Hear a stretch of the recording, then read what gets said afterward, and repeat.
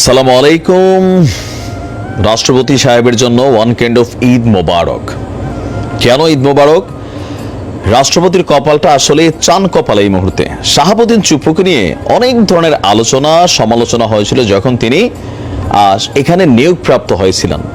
অনেকেই বলছিল যে এই ব্যক্তি কিভাবে ভাই রাষ্ট্রপতি পদে থাকবে, কিন্তু আজকে দেখেন দিন শেষে এই রাষ্ট্রপতি মানে শেখ হাসিনারে সরানোটা ছিল, আন্দোলন তো চলছেই, সেটার পরে 5ই আগস্ট কয়েক ঘন্টার মধ্যে তিনি দেশ ছেড়ে চলে গেছিলেন, মানে পালিয়েছেন।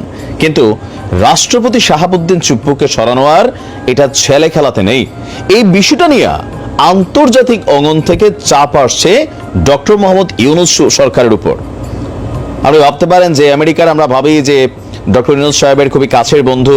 আমি আমার ভিডিওতে সবসময় বলি আমেরিকা কারো বন্ধু না, তাদের যেখানে যেটা স্বার্থ সেটাকেই তারা কিন্তু প্রায়োরিটিতে ফালায়। এর মধ্যে আমরা আবার দেখেছি আওয়ামী লীগের ইন ফিউচার কর্ণধার সজীব ওয়াজেদ জয়, তিনি প্রায় 2 কোটি টাকার উপরে খরচ করে একজন লবিস্ট নিয়োগ করেছিল। সম্ভবত ওইগুলো কাজে দিচ্ছে, এর বাহিরে আরো কি কি কাজে দিচ্ছে জানি না। নাকি ভারত থেকে মোদি টেলিফোন করে আবার আমেরিকারে বলছে যে দেখেন চুপ্পুরে কিন্তু সরানো যাবে না। সামহাও কিছু তো একটা ব্যাকগ্রাউন্ডে ঘটছে, নয়তো বাংলাদেশের রাষ্ট্রপতি পদে শাহাবুদ্দিন চুপ্পু থাকবে নাকি থাকবে না এটা নিয়ে আমেরিকা কেন কনসার্ন করবে? আমেরিকা কনসার্ন করেছে, সোজা মেসেজ ডক্টর মোহাম্মদ ইউনূসের সাথে সাক্ষাৎ করে দিয়া গেছে তাদের বিশেষ বার্তা। বার্তাটা কি?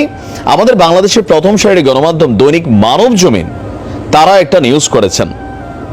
সেই নিউজটাতে যে প্রতিবেদনটা আসছে, নিউজের শিরোনামটা ছিল এমন, আমরা যদি দেখি যে আমেরিকা রাষ্ট্রপতি চুপ্পুর অপসারণ ইস্যুতে আমেরিকা মানে বন্ধু রাষ্ট্র আমেরিকা থেকে কোনো সায় মেলেনি।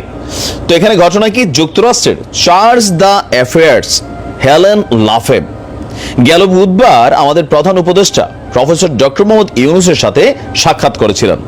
আজকে হচ্ছে কি বার? আজকে হচ্ছে ধরেন বৃহস্পতিবার, গেল বুধবার, তার মানে আজকে প্রায় 1 সপ্তাহ হয়ে গেছে নিউজটা আজকে আসছে। তো সূত্রের দাবি সাক্ষাতে চলমান নানা ইস্যু নিয়ে আপনার এখানে আলোচনা হয়েছিল। তো আলোচনায় উঠে এসেছিল প্রেসিডেন্ট ইস্যুটাও। তো প্রেসিডেন্ট ইস্যুতে যে আলোচনা হয়েছে, যুক্তরাষ্ট্রের দূত তাদের নিজের অভিমত জানিয়েছেন। কোনটা? আমেরিকা মনে করছে নানা গুরুত্বপূর্ণ চ্যালেঞ্জ এই সরকারের সামনে আছে, অনেক চ্যালেঞ্জ মাথায় নিয়ে সরকার সামনের দিকে এগোচ্ছে। এই মুহূর্তে নতুন কোনো ইস্যু সামনে আনলে এটা নিয়ে জটিলতা তৈরি হতে পারে, যেটা বিএনপি বলছে বা জামাত ইসলাম ছাড়া কেউ কেউ বলছেন যে সমন্বয়করা তো জামাতেরই বি টিম, বাট বাকি যে দলগুলো আছে যাদের মধ্যে ছোটখাটো দলগুলো তারাও চাচ্ছে প্রধান যে দল বিএনপির হিসাবটা কিন্তু আলাদা। এখন আমেরিকার আসলে কি স্বার্থ রাষ্ট্রপতি চুপ্পু তিনি রাষ্ট্র ক্ষমতায় প্রেসিডেন্ট থাকলে বা না থাকলে সেটা আমি জানি না। তবে এতটুকু বুঝি, যেহেতু আমেরিকার আমরা সবাই মোরল মানি, ডক্টর ইউনূসও মোরল মানে, বিএনপি তো মানে, আওয়ামী লীগ এখন মানতেছে, আগে মানতো না। সো মোরলরা তো ভাই থাকেই ধরেন একটু বক্তব্য দেওয়ার জন্য। তবে ইন্টারন্যাশনালি তো বাংলাদেশ নিয়ে রাজনীতি হয়, এটা প্রমাণিত। এখন ডক্টর মোহাম্মদ ইউনূসের বা বৈষম্য বিরোধী ছাত্র আন্দোলনের নেতারা এই সিদ্ধান্ত আসলে কিভাবে নিবে?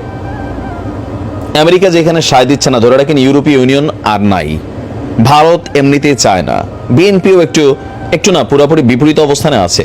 তো এই মুহূর্তে এসে শেখ হাসিনাকে কয়েক ঘন্টার আলটিমেটে বাংলাদেশ থেকে পালাতে বাধ্য করতে পারলেও রাষ্ট্রপতি চুপ্পুরে কিন্তু আসলে এই মুহূর্তে আর সরানোর সুযোগ নেই।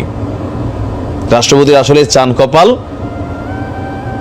তো এখন দেখা যাক যে অন্তর্বর্তী সরকার কোন সিদ্ধান্ত নেয়। এমন কোন সিদ্ধান্ত কি নিবে যে বন্ধুরাষ্ট্র আমেরিকা তারা মাইন্ড করবে, অথবা তাদের একটা বার্তা সরাসরি উপদেষ্টার আর প্রধান উপদেষ্টার কাছে পৌঁছে দিছে, এরপরে সিদ্ধান্তকে ওভারটেক করে? যদি করে তাহলে ইউনূস সাহেব ইতিহাসে নাম লেখাবেন। তবে এই সরকার কতদিন টিকবে সেটা নিয়েও টেনশন তৈরি হবে। আমেরিকার তো কথা বোঝেনি ভাই, তাই না? শেখ হাসিনা এখনো বলে যে আমেরিকা আমাদের সরাইছে, ইমরান খানের সরাইছে। তো দেখা যাক কি হয়। বাট রাষ্ট্রপতি মনে করলেন একদম ফাইনাল, ওনাকে আর সরানোর ক্ষমতা এই মুহূর্তে অন্তর্বর্তী সরকারের নাই। তবে যদি হয়, ইট উইল বি হিস্ট্রি। দুইটার একটাই হবে। ভালো থাকুন। আসসালামু আলাইকুম।